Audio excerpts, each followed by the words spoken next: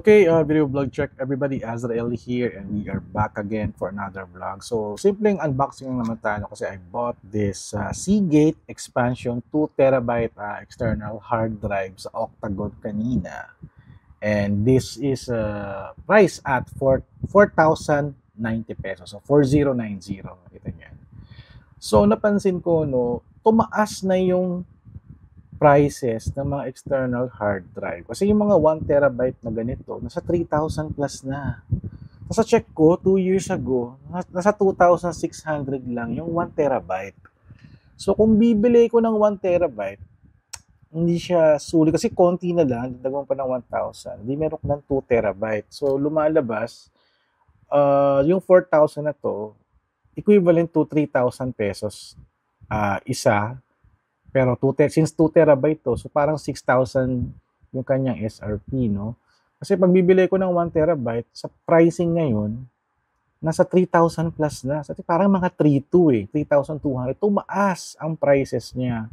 Wala na yung mga 1 TB na Seagate na 2,600. I checked my vlog. Meron akong video about the Seagate hard drive.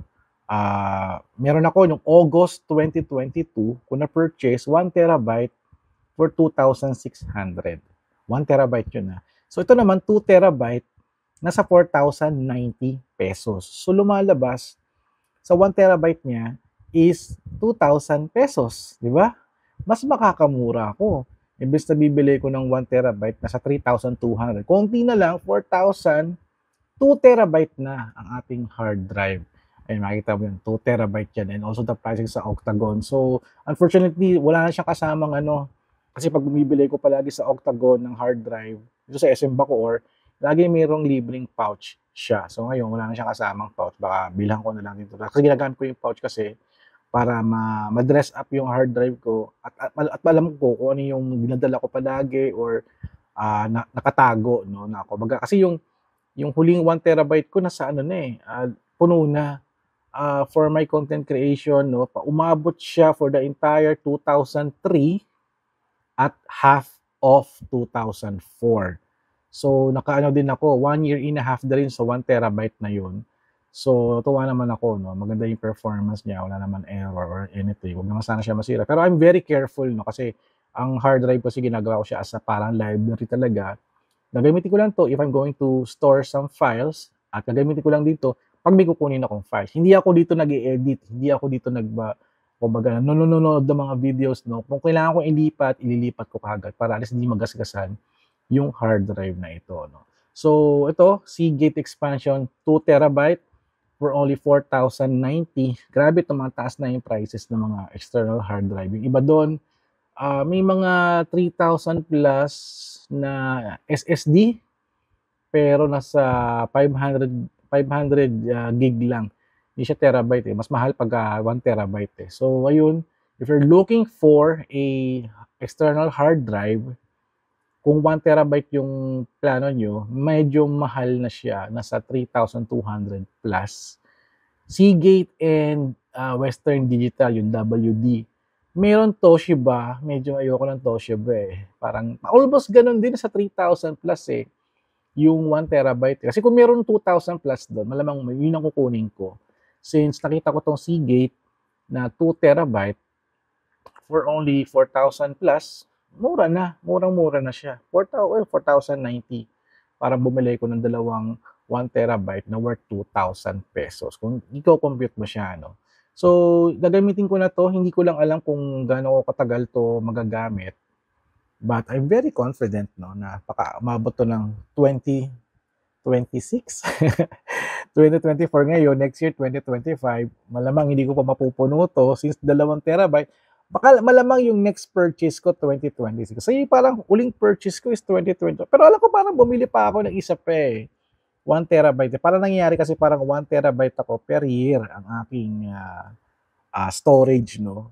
So na-compute ko, parang yung 1 TB na isa, umabot siya ng 1.5 year kasi siguro baka yung content creation ko nun. Alam ko full blast naman ako palagi pero still, we're going to use it na. So i-unbox na natin to at gamitin na natin para makita nyo na din yung itsura niya, no?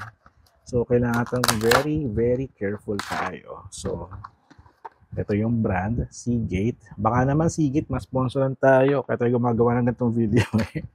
Mas sponsor tayo. There's also a manual. Ayan yung manual niya. And this is the hard drive. Pwede mo naman gamitin pouch tong casing niya. Pero kaso nga lang, pag gagamitin mo, medyo hassle. Medyo hassle. Para antigas tanggalin. No? Paano ba to? Antigas tanggalin ng casing na to. Ay, tanggal ko na. Baliktad pala ako. So, ayan, ito siya. Still the same style of their hard drive. So, this is the high-speed, yung kanyang cable. Ayan, high-speed yan. High-speed. And also, the Seagate 2 terabyte hard drive. Nasayang wala nang kasamang pouch. So, ayan, sayang yun. So, ayan, okay naman siya. And I'll be transferring some of my files. So, kakabit ko na rin din to. Ayan. So, okay na. I'm good to go, no? Kasi puno na yung aking laptop. Actually, nag-transfer ako ng file kasi nagkaroon ako ng travel and trip sa Ilagan, Isabela for the Mamanggi Festival. So, nag-free up ako ng space at napansin ko nga yung aking latest na hard drive nga, puno na. So, yung half ng content ko nung April, nakasave ba rito sa laptop ko? Parang kalahati lang yung in-upload ko, kalahati lang din dito pa kasi hindi na siya kasya. So, tamang-tama, na-free up ko naman yung space niya. I think I have around 50 gigabyte na kailangan punuin for the past 8 days ng trip namin. So, ayan, if you're looking for a sulit, Seagate expansion drive 2 terabyte 4,000 lang. So, para ka lang ba yung 2,000? Kasi pag yung mga 1 terabyte sa 3,000 plus. Ngayon, kung meron kayong alam na store na nagbebenta na mas lower pa, comment lang kayo sa ating comment down below para at least makapag-share kayo ng mga tips. Kung saan makakabili. Kasi pagtawid ko lang kasi ng kalsada, SM Bacoor na eh. Kaya doon ako bumili for emergency talagang baka makalimutan ko. Baka pagsisihan ko pag hindi pa ako bumili kaagad. Alright, so that's it guys for our vlog for today. Unboxing the Seagate Expansion 2 terabyte external hard drive. So, ayan. So, thank you guys for watching. So, don't forget to subscribe, like, and comment. And I'll see you guys at the next video vlog adventure. Alright. Ayan.